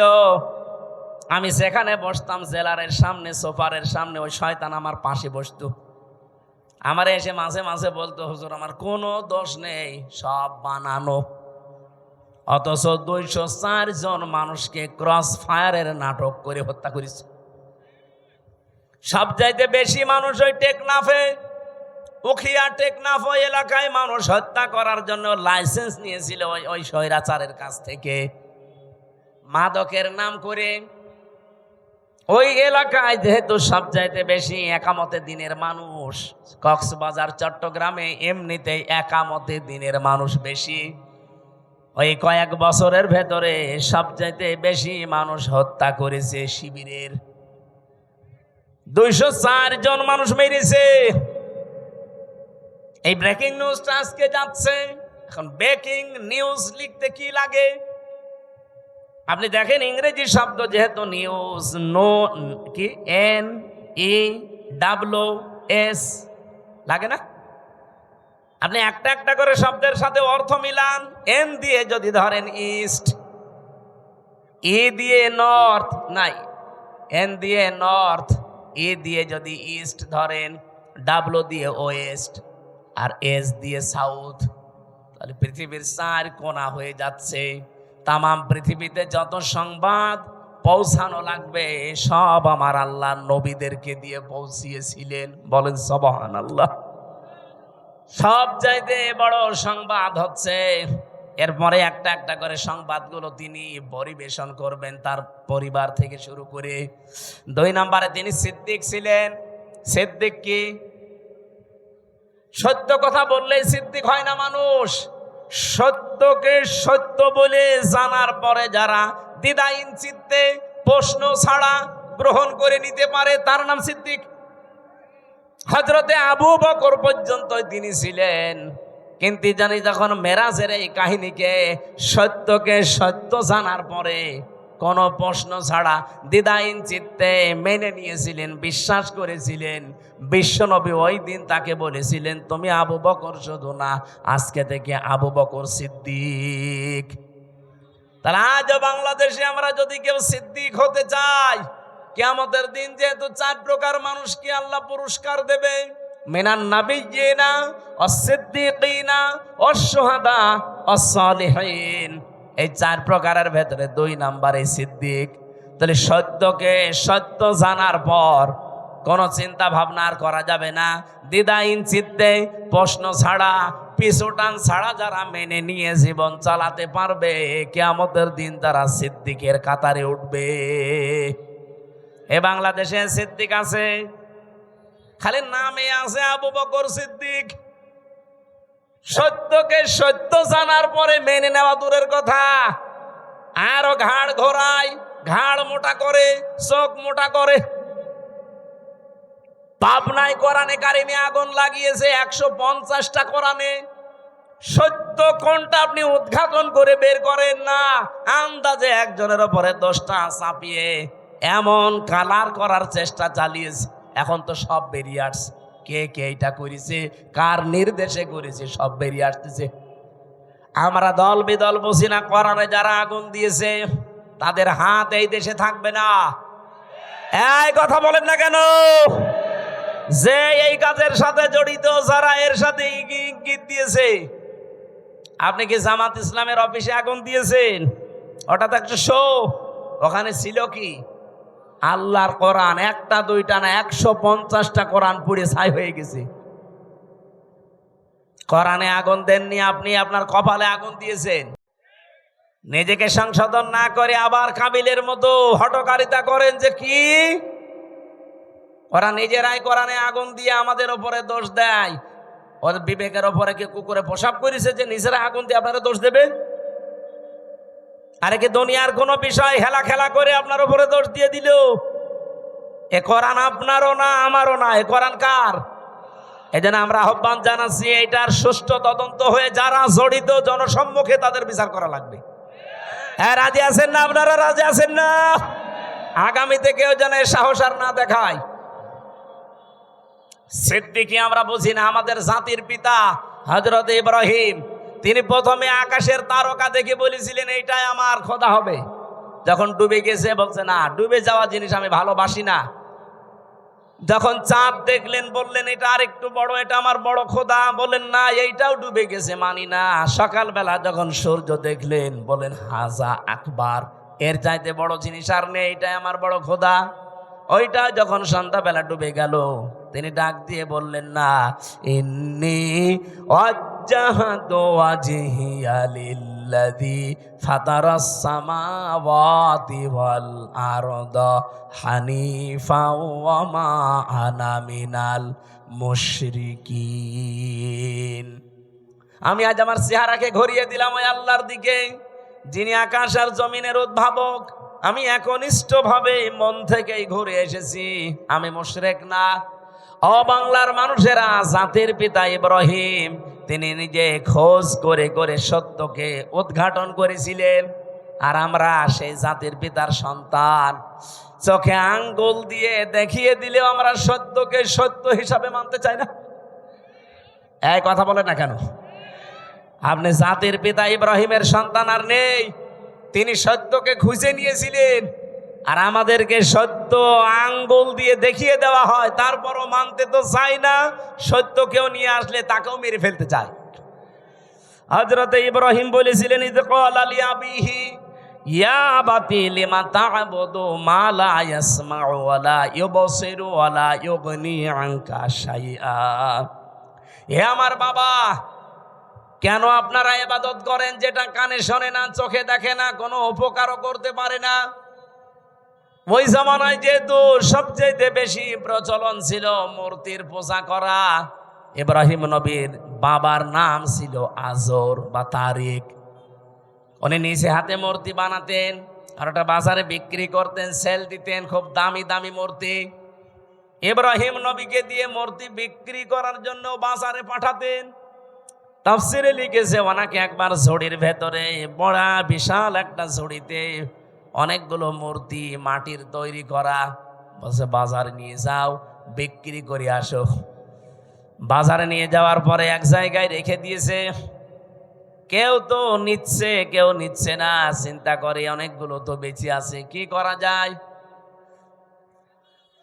মনের ভেতরে ওই যে উনি সত্যের সন্ধান যেহেতু আগেই পেয়েছিলেন, বাবাকে এত করে বুঝিয়েছেন যে বাবা এখানে শোনে না, চোখে দেখে না, উপকারও করতে পারে না, আপনি এর পেছনে সময় দেন, শ্রম দেন, এর কাছে মাথা নত করেন। বাবা তো মানে নাই, বলছে এটা আমার ব্যবসা, এটা করলে অনেক কিছু আয় হবে। প্রতিমধ্যে নিজে নিজে একটার সাথে আর একটা ঠোকর লাগিয়েছে। মাটির জিনিস, শুকনা জিনিস একটার সাথে আর একটা মারে ভেঙে যায়। বাড়িতে ঝুড়ি ভর্তি করে নিয়ে এসে বলছে, বাবা এই দেখেন রাস্তায় মারামারি করে এদের অবস্থা। আমার মনে হয় বিশ্বে আজ যারা মুশরিক আছেন, যারা মূর্তি পূজা করেন, বিবেকের উপরে যদি কুকুরে পেশাব করে না দেয়, বিবেক যদি কারো কাছে বন্ধক না রাখেন, নিজের হাতে তৈরি করা জিনিসের সামনে জীবনও আপনি মাথা নত করবেন না। অনেকে দলিল দিয়েছিলেন, প্রথমে যুক্তি দিলেন, বাবা মা লা ইয়াসমাউ ওয়া লা ইউবসিরু ওয়া লা ইউগনি আনকা শাইআ, যে কানে শোনে না, চোখে দেখে না, আপনাকে আমি এত করে বোঝালাম, আর এখন আপনি বলছেন যে ভেঙ্গে ভেঙ্গে তারা নিজেরা মারামারি করে মরে গেছে। আমি আপনাকে বোঝালাম যে ওরা নিজেরা মারামারি করে, আপনি বিশ্বাস করেন না। আপনি বলছেন না ওরা তো কথা বলতে পারে না। কথা যেহেতু বলতে পারে না, কানে শুনতে পারে না, বিপদে পড়লে আমারে বাঁচাতেও পারে না, তাহলে এর সামনে আপনি মাথা নত করেন কেন? বাবা তখন লাজবাব হয়ে গেছে। হযরত ইব্রাহিম দেখলেন আমার বাবা যখন অন্তত এখন আর জবাব দিতে পারে না, তখন তিনি বলেছিলেন, ইয়া আবাতি ইন্নী ক্বাদ জাআনি মিনাল ইলমি মা লাম ইয়াতিকা ফাত্তাবি'নি আহদিকা সিরাতান সাবিয়্যা। হে আমার বাবা, আমার কাছে একটা জ্ঞান এসেছে। ওই যে তিনি তিনটা জ্ঞানের মাঝখানে পেলেন, তারকা, সূর্য আর চন্দ্র, দেখে দেখে একটার পর একটা যখন ডুবে যায়, তার ভেতর থেকে ওই যে জ্ঞানটা, এই জ্ঞান উনি পেয়েছিলেন কোন জায়গা থেকে? ওই যে একেবারে প্রথম ক্লাস, ওই ক্লাসে আদম নবী, পৃষ্ঠদেশে ইব্রাহিম নবী ছিলেন না? বলেন বলেন। ওই দিন থেকে তিনি জেনেছিলেন। এটা হয়তো অনেকের চাপা পড়ে থাকে, এই জন্য প্রকাশ করতে চায় না। নবীদের যেহেতু আল্লাহ কন্ট্রোল করছেন, ওই জ্ঞানটা ওনার কাছে আমার আল্লাহ উদ্ভাসিত করে দিয়েছেন, জাগরণ করে দিয়েছেন। ডাক দিয়ে বললেন, বাবা আমার কাছে যে জ্ঞান এলেম এসেছে আপনার কাছে ওইটা নেই, আর আপনার কাছে থাকলে ওইটা চাপা পড়ে আছে। আপনাকে আমি আহ্বান জানাচ্ছি, আপনি আমার অনুসরণ করেন, তাহলে আপনাকে আমি সহজ সরল পথ দেখাতে পারবো। ইয়া বাতিলা তা'বুদিশ শাইতানা ইন্নাশ শাইতানা কানা লির-রহমানি আসিয়া। তিনি ডাক দিয়ে বলেছিলেন, হে বাবা, ইয়া আবাতি ইন্নী আখাফু আইয়ামাসসাকা আযাবুম মিনার রহমানি ফাতাকুনা লিশ-শাইতানি ওলিয়্যা। ক্বালা আরাগিবুন আনতা আন আলিহাতি ইয়া ইব্রাহিম লা ইল্লাম তানতাহি লা আরজুমান্নাকা ওয়াহজুরনি মালিয়া। বলেন সুবহানাল্লাহ। হযরত ইব্রাহিম এত সুন্দর করে তার বাবাকে বুঝিয়েছিলেন। আজও তামাম বিশ্বের মুশরিকদেরকে নবীর উম্মত যারা আমরা এইভাবে করে বোঝাতে চাচ্ছি। তো মানুষ বোঝা তো দূরের কথা, ওই জামানায় ইব্রাহিম নবীর বাবা যা বলেছিল, আজ আমার মনে হচ্ছে বাঙালি জাতি আমাদেরকে তাই বলছে। ওই জামানায় ইব্রাহিম নবীর বাবা বলেছিল, ওয়াহজুরনি মালিয়া, তোকে তো আমি নিজে জেলখানায় পাঠিয়ে দেব, অথবা মেরে ফেলবো, অথবা দেশ থেকে তোরে এমন দূরে দাঁড়িয়ে দেব যেন তোর সাথে দেখা না হয়।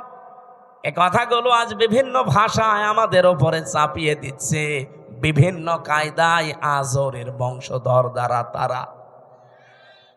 আমার কথার অর্থ আমি আশা করছি আপনি বুঝেছেন।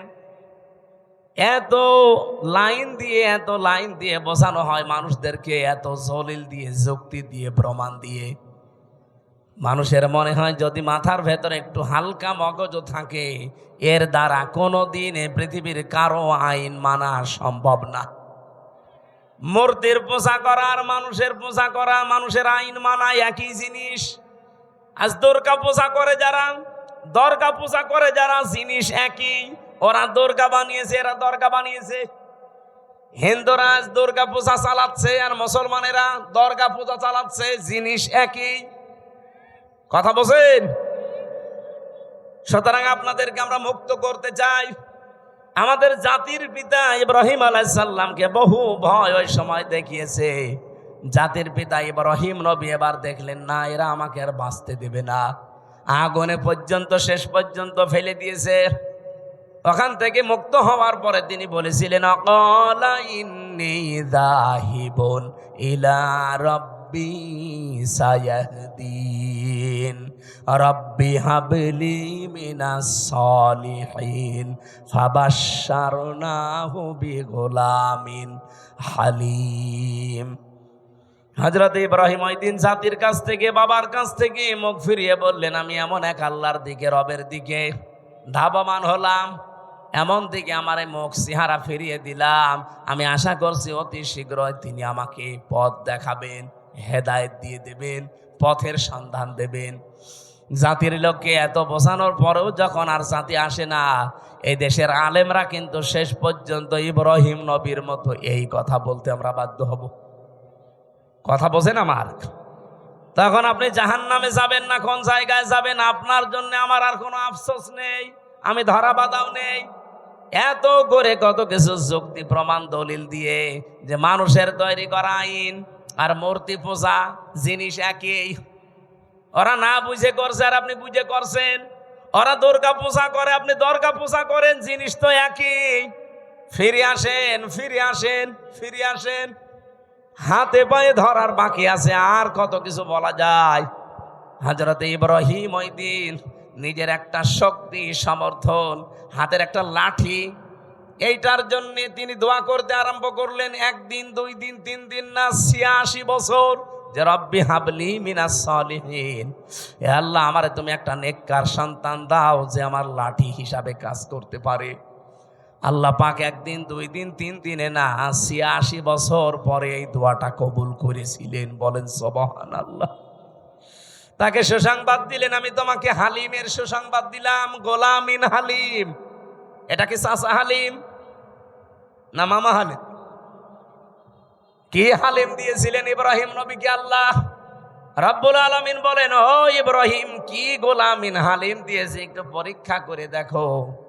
ফালাম্মা বালাগা মাহু সায়া ক্বালা ইয়া বুনাইয়া ইন্নী আরা ফিল মানামি আন্নী আযবাহুকা ফানজুর মাযা তারা ক্বালা ইয়া আবাতি ফাআল মা তুমার সাতাজিদুনি ইনশাআল্লাহু মিনাস সাবিরিন।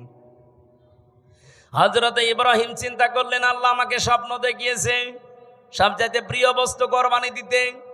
আমি তো এর আগে বহু দুম্বা কোরবানি দিলাম, একটাও কবুল হয়নি।